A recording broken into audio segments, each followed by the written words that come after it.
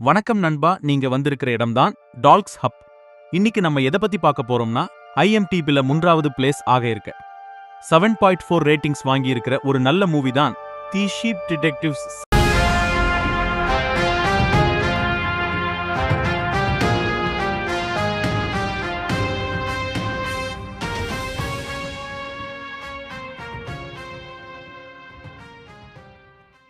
கதையை விவரிப்போமா? இந்த சுவாரஸ்யமான புதிய வகை மர்ம கதையில் ஜார்ஜ் ஒரு ஆடு மேய்ப்பாளர். அவர் தனது அன்பான ஆடுகளுக்கு ஒவ்வொரு இரவும் துப்பறியும் நாவல்களை வாசித்து காட்டுவார். ஆனால் பண்ணையில் நடக்கும் ஒரு விசித்திரமான சம்பவம் அவர்களின் வாழ்க்கையை பாதிக்கும் போது தாங்களே துப்பறியலாளர்களாக மாற வேண்டும் என்பதை அந்த ஆடுகள் உணர்கின்றன. அவை தடயங்களை பின்பற்றி சந்தேகத்திற்குரிய மனிதர்களை விசாரிக்கும் போது ஆடுகளாலும் கூட சிறந்த முறையில் குற்றங்களை தீர்க்க முடியும் என்பதை நிரூபிக்கின்றன. சரி, கதையோட ஆரம்பத்துல ஹீரோ தன்னோட பொண்ணுக்கு ஒரு லெட்டர் எழுதுறாரு. அதுல தன்னோட ஆடுகளை பத்தி ரொம்ப பெருமையா எழுதுறாரு. அது மட்டும் இல்லாம தன்னோட ஆடுகளோட பெயர்களையும் அதுல குறிப்பிடுகிறார். உதாரணத்துக்கு சொல்லணும்னா டிவின்ஸ் ரோனி அண்ட் ரீச், சார் ரிச்ஃபீல்ட், கிளவுட், சோரா, மோப்பல், உள்ஐஸ். இவங்க எல்லார விட இன்னும் கொஞ்சம் ஸ்பெஷலா பார்த்தோம்னா செபஸ்டின் அண்ட் லில்லி. இவங்க எல்லாரையும் அன்பா பராமரிச்சுட்டு மருந்து கொடுத்துக்கிட்டு தினமும் மாலை பொழுதில் அழகான கதை சொல்லுவாரு. எப்படிப்பட்ட கதைகள்? டிடெக்டிவ் நாவல்ஸ், மர்ம கதைகள், திகில் கதைகள், அப்புறம் அவருக்கு பிடிச்ச சில கதைகள். இப்படி இவங்க டெய்லி கதை கேட்டுட்டு இருக்க இவங்களோட குட்டி ஆடுகளான டெய்சி, ஆலிவர், பிக்கில்ஸ் 3 பேரும் விளையாடிட்டு இருக்காங்க. அப்போ அங்க ஒரு குட்டி ஆட பாக்குறாங்க. அது கிட்ட பேச விடாமல் ரிச்ஃபீல்டு துரத்தி விடுகிறார். ஏன்னா ஆடு பொதுவா சம்மர்ல தான் பிறக்கும், பட் ஒருத்தர் மட்டும் விண்டர்ல பிறந்திருக்காரு. விண்டர் லேம்ப் அப்படிப்பட்ட ஆடுகளை தன்னோட கூட்டத்தில் எதுவும் சேர்த்துக்காது. ஓகே, இப்ப நம்ம கதைக்குள்ள இருக்க கேரக்டர்ஸ் பத்தி பார்ப்போமா? கிளமேரோ ஒரு கெட்ட ஆடு மேய்ப்பாளன், ஹேம் கில்லியார்டு கறிவேற்றவன், பெத்பென்னாக் இவங்க ஒரு கடை வியாபாரி, டிம் போலீஸ் ஆபீஸ், ரெவரண்ட் ஹில்கோட் கடவுளின் தூதுவன். அப்போ நம்ம கதைய ஆரம்பிக்கலாமா? கதையோட ஆரம்பத்துல நம் ஹீரோ ஒரு சர்ச்சுக்குள்ள போறோம். போயிட்டு ரெவரண்ட் ஹில்கோட் கிட்ட தன்னோட பணத்தை எடுத்து கோவமா கொடுத்துட்டு வரான். அடுத்த கேல நம்ம ஹீரோவை பார்க்க தன்னுடைய பண்ணைக்கு வரான். பட் ஆனா ஏதோ ஒரு காரணத்தினால கேளப்ப விரட்டி அடிக்கிறார். இந்த ஆடுகளுக்கு பொதுவா ஒரு பழக்கம் இருக்கு. அது தன்னால ஏத்துக்க முடியாத விஷயங்களை 1, 2, 3 எண்ணி மறந்திடுவாங்க. பட் மாபல்லால மட்டும் முடியாது. இப்போ ஜோன்ற ஒரு போஸ்ட்மேனை காட்டுறாங்க. அவங்க லெட்டர்ஸ் எடுத்துட்டு போறாங்க. அதுல நம்ம ஹீரோவோட லெட்டரும் 1. இதை கவனித்த பெத்பென்னா அந்த லெட்டரை திருடி வச்சுக்கிறாங்க. ஏன்னா இவங்களுக்கு நம்ம ஹீரோ மேல ஒரு கண்ணு. அப்படி இருக்கும்போது என்னை விட்டுட்டு வேற ஒரு பொண்ணுக்கு நீ லெட்டர் எழுதுறியா என்ற கோவத்துல இந்த வேலையை பார்த்திருப்பாங்க. இப்போ ஒரு என்ட்ரியை கட்டுறாங்க. அவர்தான் இலியட் மேத்யூஸ், ஒரு ரிப்போர்ட்டர். கதையோட சுவாரஸ்யமான பகுதியே இதுக்கு அப்புறம்தான் ஆரம்பிக்க போகுது. ஏன்னா நம்ம ஹீரோ ஒரு மர்ம நபரால் கொல்லப்படுகிறார். இந்த கொலையை இன்வெஸ்டிகேட் பண்ண ஆபீசர் டிம் அங்க வராரு. இது கூடவே ரிப்போர்ட்டர் எலியட்டும் அங்க வராரு. ஆரம்பத்துல இது ஒரு இயற்கை மரணம் என முடிக்க பார்த்த டிம், எலியட்டோட தூண்டுதலால் கிடைத்த ஆதாரங்களை வைத்து இது உண்மையான கொலைதான் என்பதை முடிவு எடுக்கிறாங்க. இப்போ லில்லி தலைமையில அந்த ஆடுங்க எல்லாம் ஒன்னு சேர்ந்து இன்வெஸ்டிகேஷன் ஆரம்பிக்கிறாங்க. அப்போ அங்க சர்ச்சில் மணி சத்தம் கேட்குது. ஏன்னா ஊர் மக்கள் எல்லாம் ஒன்னு கூடுறதுக்காக இதுல கலந்தே ஆகணும்னு லில்லி முடிவு எடுக்கிறா. இதுவரைக்கும் புல்தரையை விட்டு வெளியே போகாத லில்லியும் மாப்புல்லும் செபாஸ்டினோட உதவியால முதல் முறையா வெளியே காலடி எடுத்து வைக்கிறாங்க. அப்போ அங்க எல்லாரும் ஒன்னு கூடி ஜார்ஜ், அதான் நம்ம ஹீரோ எப்படி கொன்னாங்கன்றத பத்தி நம்ம ஆபீசர் டீம் புரிய வச்சுக்கிட்டு இருக்காரு. சார்ஜ் டாக்ஸ்ன்ற ஒரு வகை பாய்சனால கொல்லப்பட்டு இருக்க, அது அங்க இருக்க யூ மரத்துல கிடைக்கிற பழத்தால கிடைக்குதுன்னு சொல்றாரு.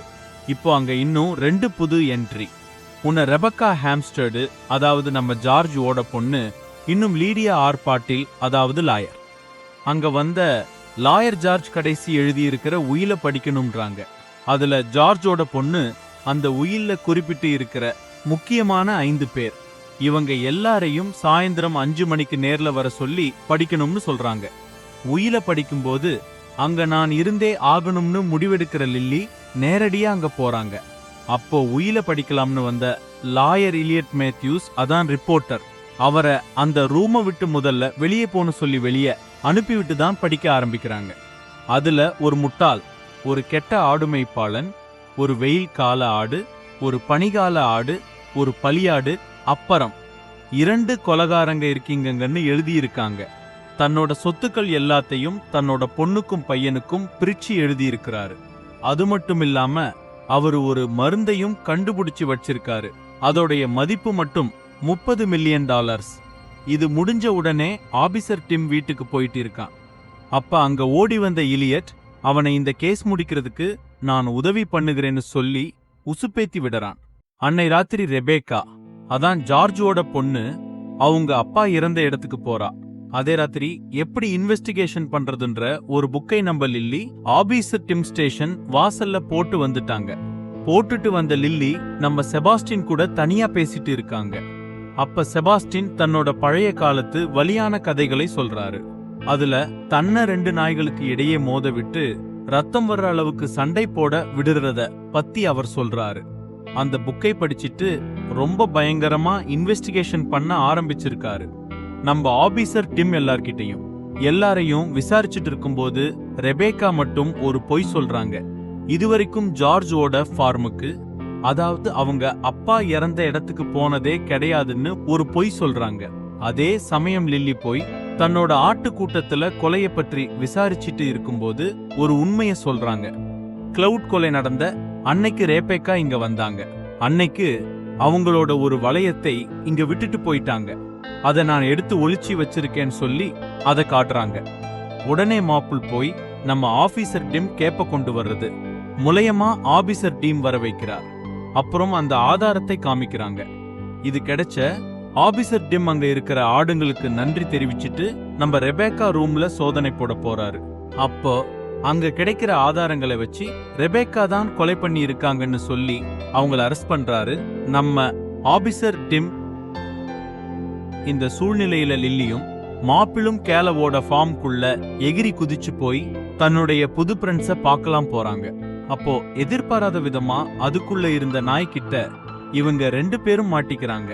அப்போ அங்க வந்த செபாஸ்டின் 2 பேரையும் அந்த நாய்ங்க கிட்ட இருந்து காப்பாத்தி ரொம்ப மோசமான நிலைமையில உயிரை விடுறாரு. அப்பதான் அவங்களுக்கு புரியுது கேலன் ஜார்ஜ் மோசமான ஆடு மேய்ப்பாளுன்னு சொல்றாருன்னு சொல்லி. ஏன்னா தன்னுடைய ஆடுகளை ஸ்வெட்டர் பண்றதுக்கு மட்டும் இல்லாம இறைச்சிக்கும் பயன்படுத்துறாரு. இதை பத்தி நம்ம லில்லி யோசிச்சுட்டு இருக்கும்போது நம்ம ஹீரோ ஒரு ஒளியா வந்து பேசுறாரு. அப்போதான் லில்லிக்கு புரியுது, நம்ம ஜார்ஜ் இறந்த அன்னைக்கு அவர் கையில பச்சை கலர் ஒரு சாயத்தை பார்த்திருப்பா.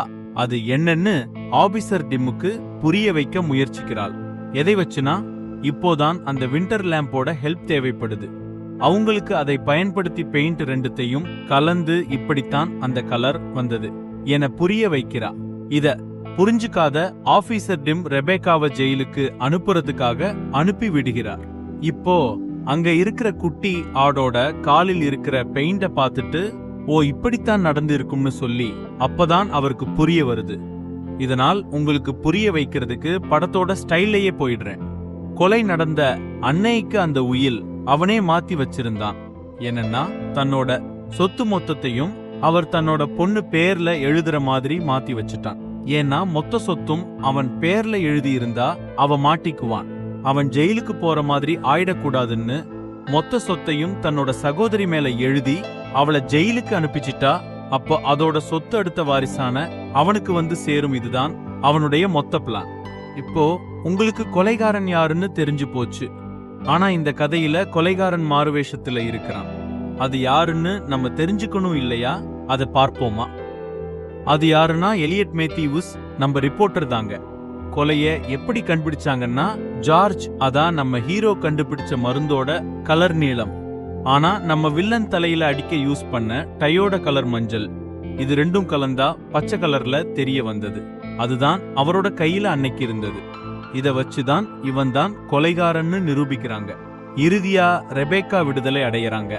அதே போல பக்கத்து பண்ணையில இருந்த ஆடுகளையும் சேர்த்து பணம் கொடுத்து வாங்கி நம்ம பண்ணையில இணைகிறாங்க.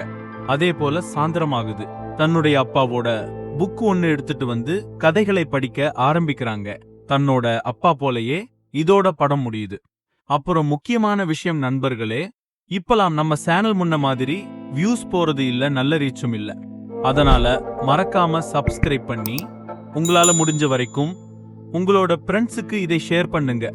உங்களுடைய ஒவ்வொரு சப்ஸ்கிரைபும் தான் எங்களை இன்னும் வீடியோஸ் போடுறதுக்கு மோட்டிவ் பண்ணும். சோ அதனால தயவு செஞ்சு லைக் பண்ணுங்க, கமெண்ட் பண்ணுங்க, சப்ஸ்கிரைப் பண்ணுங்க. முக்கியமா இந்த வீடியோ எப்படி இருந்தது என்பதை கமெண்ட் பண்ணுங்க. நன்றி நண்பா அண்ட் நண்பிஸ். உங்களை வேற நல்ல வீடியோல சந்திக்கிற வர டாடா பாய் பாய்.